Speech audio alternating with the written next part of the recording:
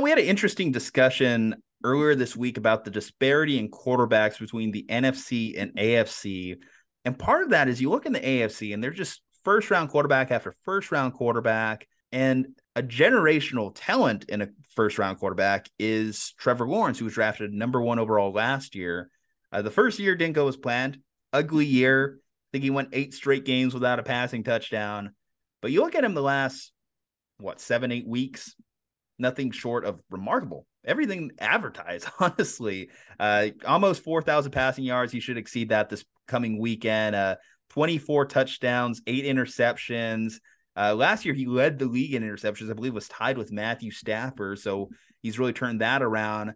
And you look towards the future because I think there's the short-term approach, like his opportunity to make the playoffs this coming week with a win over the Tennessee Titans.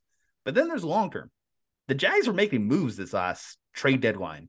Calvin Ridley, we don't know how good Calvin Ridley is going to be coming off the suspension, but we assume he's going to be pretty good. Former first-round pick out of Alabama. Yeah, that to Christian Kirk, the Zay Jones, who's come on strong. Hell, even Marvin Jones has kind of looked good over there, too, still, as kind of a third, fourth option. Travis Etienne, now that he's healthy, looking damn good. The defense, we know pieces like Josh Allen are there causing trouble for all kinds of quarterbacks. This Jags team, let's not forget, their coaching hire, Doug Pederson, former Super Bowl winning head coach. He won a Super Bowl with Nick Foles as his quarterback. Tell me he doesn't feel good about having Trevor Lawrence as his quarterback. Kyle, how are you feeling about this season, and what do you think the future is for Trevor as, the Jags? I mean, looks like a wide open AFC South for him. Yeah, the Jaguars can legitimately run that division for the next 2 seasons. That's kind of wild to think about, that it turned around that quickly for the bottom feeder franchise of the AFC, who I believe, if I remember correctly, went 9-37 in the 3 seasons following making the AFC Championship game, with the Gardner Minshew years and the followed up by the Urban Meyer season last year and how everything went poorly there. Yeah. The Jacksonville Jaguars are the only viable option in the pyramid scheme AFC South. And like you said, Trevor Lawrence, I know he said 24 touchdowns, 8 interceptions, but if you take just the 8 games prior to last week's game against the Texans, the 8-game stretch from October 30th until the Jets game on Thursday night, 15 touchdowns, 1 interception, top 5 passer rating in the league from Trevor Lawrence. And as we saw, the Jaguars have they're going to make the playoffs if they do, out of semantics, because one of the teams from the AFC South had to make the playoffs. So Jacksonville would be that team. I'm not even guaranteeing a victory against the Titans. If we're able in a Week 18 game with that defense, not going to guarantee a Jaguars victory. But I will say, even getting to this point has been an incredibly interesting season for the Jaguars, and the combination of Trevor Lawrence having a breakout has correlated exactly with Travis Etienne having this incredible breakout, and those draft picks that the Jaguars had that looked futile under Urban Meyer, and obviously Travis Etienne missed all of his rookie season due to injury. Those players that look kind of futile in the Urban Meyer system all of a sudden look pretty good, pretty stable. Now, I'm not a Balky fan. I think that should be clear based off my ties to Jim Harbaugh, that I am not a Trent Baalke fan. However, I got to give him credit for making that deal for Calvin Ridley, knowing that we've seen some quarterbacks get that receiver in the their third year in the NFL, and really just take off on a rocket ship. Josh Allen, when he got Stephon Diggs, was monumental. Now, you look at Trevor, you get Calvin Ridley, who, again, if he's the Calvin Ridley we know and love, then all of a sudden, damn, he has a number 1 wide receiver. He has a number 2, number 3. The chips are in play for them to be one of the best teams, not only in the AFC South, because that's a given, but in the conference. Like, moving forward, next year, you look at coach-quarterback matchups, right? How do they stack up against Joe Burrow and a Zach Taylor? How do they stack up against a McDermott and Josh Allen?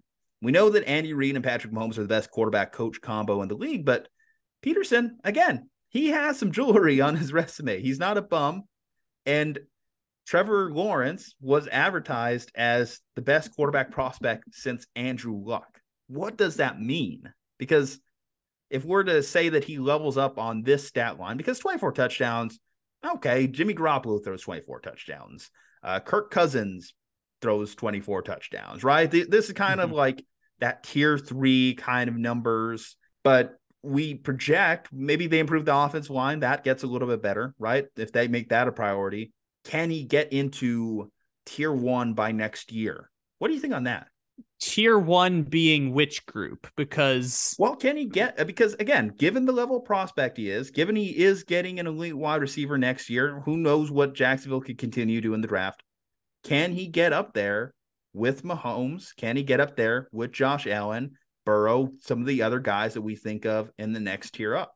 Ooh, so that's interesting because my tier 1 is only 3 quarterbacks. It's Patrick Mahomes, Josh Allen, and Lamar Jackson. My second tier, you can put them in any order you want, is Justin Herbert, Joe Burrow, Dak Prescott. I have to fight you on Joe Burrow, Lamar, but carry on. Yeah, it's semantics. I mean, I can be convinced either way on both of those. I mean, Lamar hasn't had the greatest season this year. Now he's hurt. But at the same point, that's where I see it as. And so I think Trevor Lawrence is definitely right on the precipice of joining that group with Burrow and with Justin Herbert, especially because the Jaguars have provided him with stability. And we've seen that with stability, he's putting up top 12 passer rating for the entire season. I mean, if you look at his first half and second half splits, they're dramatically different. And the Texans game last week is weighing down those numbers a little bit. But, the Trevor Lawrence has been a top 12 quarterback, like you said, putting up 95.2 passer rating, which is Kirk Cousins' career average. He's putting up as many touchdowns as Dak Prescott and moving the ball in a way where the Jaguars have turned around their scoring offense from being one of the worst in the league at the start of the year to being one of the better going on throughout the season. So, yeah, I think next year reasonable expectations is to be a Pro Bowl caliber quarterback. Now, he might not make the Pro Bowl because the AFC has all the good quarterbacks, but like putting up top 7 to 8 numbers is what we can reasonably expect from Trevor Lawrence, regardless of what Calvin Ridley looks like. Because again, he's got the support system of at least a stable offensive line. He's got Christian Kirk. He's got Jamal Agnew, shout out Point Loma High School, Jamal Agnew. He's got Marvin Jones, and I'm going to keep driving home just how important Travis Etienne has been to the development of that offense, because his emergence as legitimately one of the best running backs in the NFL has done so much for helping what Trevor Lawrence is doing, just like it did when they were teammates in college. Shout out Urban Meyer on Travis Etienne, right? I mean, I know we roasted him for that. We continue to roast him for many decisions that he made in Jacksonville, but Travis Etienne worked out. I think when he got healthy, obviously he worked out. Give your quarterback someone he's very familiar with. Obviously, Clemson, we saw the ability was there. And actually moving off James Robinson was not a bad deal because James Robinson has done nothing since going to the New York Jets. The table set, I mentioned it earlier, but the AFC South, you look at the AFC South for the next few years, right? Tennessee, I like Vrabel. I really do. I like him a lot, but their stock is down. Ryan Tannehill, obviously banged up this past year. Will Ryan Tannehill ever be the quarterback that he was 3 years ago when he just shocked and awed, filling in for Mariota? I don't know if he's ever going to repeat those numbers. Hard to tell. I think part of that's also the offensive coordinator, because Todd Downing, gross. Houston Texans. Bryce Young coming in there next year, obviously the projected number 1 overall pick. Bryce Young, very talented prospect in his own right, but we have to figure out what's going to happen at the head coach position. Can they build around him? Houston, they were a playoff team a few years ago, but after the Bill Bryan firing and giving Bill Bryan control and everything else that kind of happened in those last 3 years, it's been really bad for them. And then the Colts are the biggest mystery because the Colts have had that rotating door at quarterback. This finally seems the year that they'll probably hunker down and get a guy that they can keep for a couple years. That's probably going to be during the draft, but then they have to have the decision on who they're hiring as their head coach. And we talked about Jim Harbaugh in another video. Maybe that's their decision, but still have to hope you hit on the quarterback, whether that's Will Levis or CJ Stroud, one of those guys. That's decisions that the Colts have to make. Maybe it's Derek Carr, maybe it's Baker Mayfield. That's some other options that the Colts may prefer because we know what they like to do. So you look at those 3 teams and you're like, well, if Jacksonville just, again, they just need to level up. They don't need to make these big splash moves. They already made their splash moves.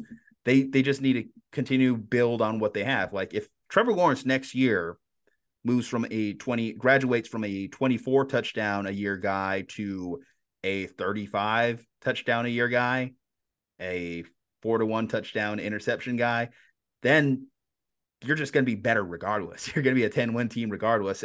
And you look at what we think about what the greatest dynasty is in professional sports, the New England Patriots, right? Part of that was the AFC East. The fact that the AFC East was so poor for as long as it was, and you talk about obviously what Patrick Mahomes has been able to do with the AFC West, Trevor Lawrence could do a similar type thing.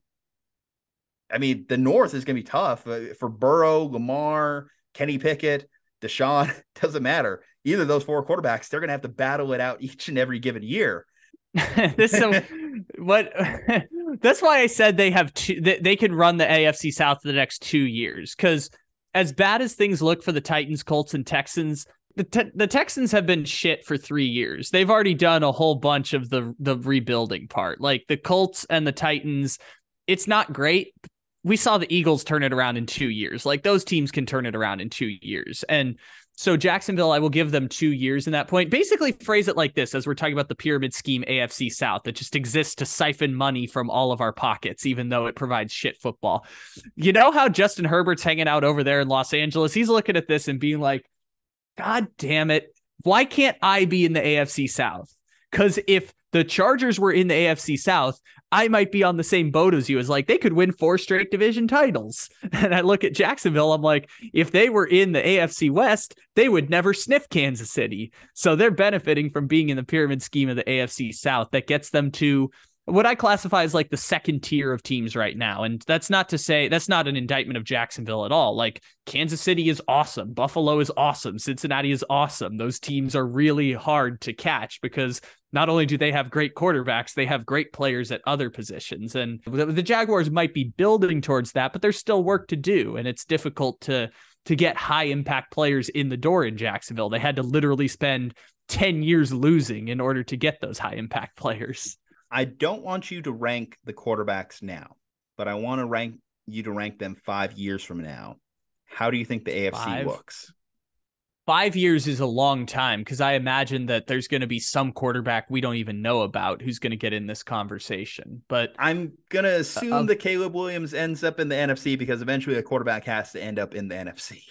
You're saying the lottery will eventually. Justin Fields ended up there, so the lottery did roll back around eventually. But let's do it of the 4. Let's do it of the main 4 guys, and I'm going to reserve judgment on Lamar Jackson because, like, I don't want to project that guy further into the future. But of the core 4, let's go Mahomes, Lawrence, Burrow, I forgot about Josh Allen. Okay.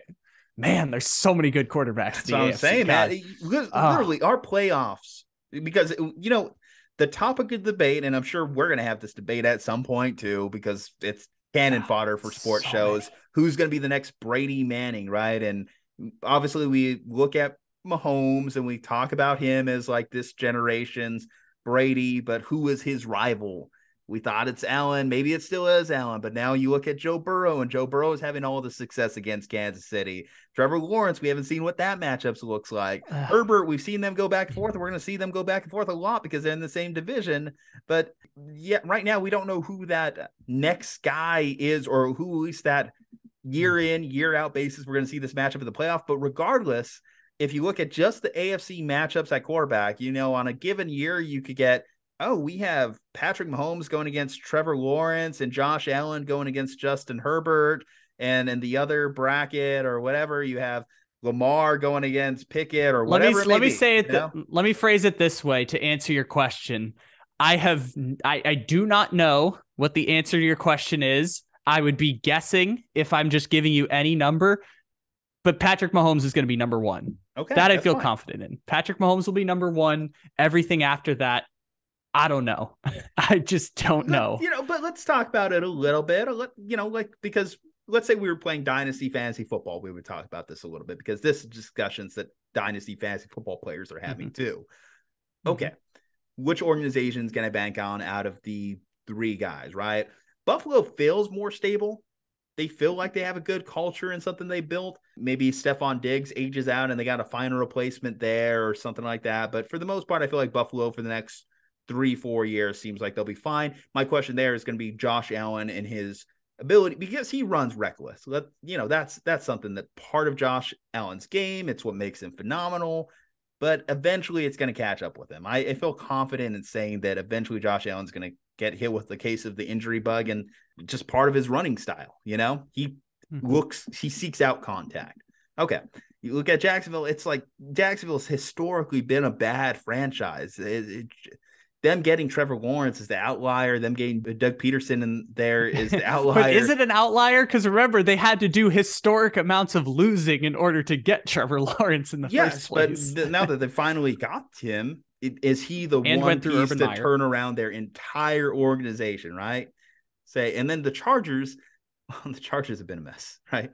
Well, then Cincinnati. Okay, well, Cincinnati, we know Jamar is going to be an easy, controllable contract for them moving forward. The wide receivers, eventually they're going to lose T. Higgins or Boyd or whoever it may be. Mixon's going to age out. They're going to have to find another running back.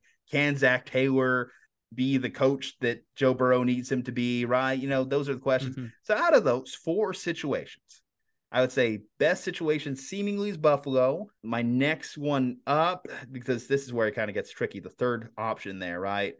Mm-hmm. I think I might bank on Cincinnati a little bit more. I feel like Cincinnati, you consider the last 20 years, even under Marvin Lewis, they were still going to the playoffs. They were still doing some smart decisions. And then it's between Jacksonville and the Chargers. Who do I bank on out of those two? Bank on one of them to trade their quarterback for money. Because I don't know if because Tom Telesco versus Trent Baalke too at the GM position, between those two. Trent Baalke was, if he could draft like he did for the 49ers towards the end, well, that may be his undoing. But I think your explanation has helped me realize one point, which is none of these people can do it without the support of an organization. When we're talking about getting to the very top of the sport, it's not possible to reach the highest pinnacles of the sport without organizational support and without a whole bunch of things out of your control going correctly. And I think that's why it's so difficult to project even 4 years down the road in the NFL. Because you look at the teams this year in the NFL, I don't think even 4 years ago we would have expected a lot of what's happening. I mean, the Eagles being at the top, the 49ers being back in the place that they were after going down the way they did, with an entirely new defensive staff and an entirely new offensive coordinator, and still being somehow Jimmy Garoppolo's still there. But point standing, I think it's just there's so many factors that are out of our control and out of the control of these players that it's just so difficult to project. I think the thing that's going to make it better for Jacksonville these next 2 seasons is that